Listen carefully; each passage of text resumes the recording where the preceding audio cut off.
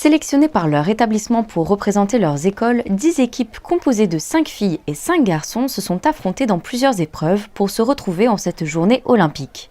Une journée pour sensibiliser les élèves aux 3 valeurs olympiques, l'excellence, l'amitié et le respect. On a fait 5 épreuves. On a fait l'épreuve, la course de haies. On a fait le medicine ball. Il y en a qui étaient très difficiles, et d'autres qui étaient plutôt faciles.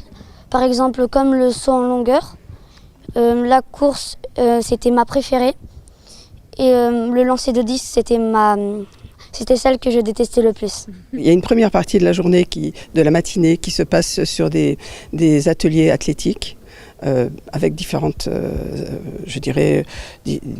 organisations qui mettent en valeur le saut, le lancer, voire la course, le relais. Et puis la deuxième partie, ce sont des courses qui sont organisées autour du gymnase et par 2. Et c'est après un classement au temps. Chaque école portait un t-shirt de la couleur d'un anneau olympique et le nom d'un continent. Et c'est sous le regard et les encouragements d'Olympiens monégasques que les élèves de CM1 se sont surpassés. Et le fait que nous ayons nos Olympiens qui viennent participer aux ateliers organisés pour eux et surtout être à côté d'eux et échanger avec eux, ça leur donne des objectifs. Et peut-être ils vont se dire qu'ils peuvent y arriver. Et je crois que tout à l'heure, il y a 2 petites filles qui ont dit au prince, nous on veut aller aux Jeux Olympiques en natation.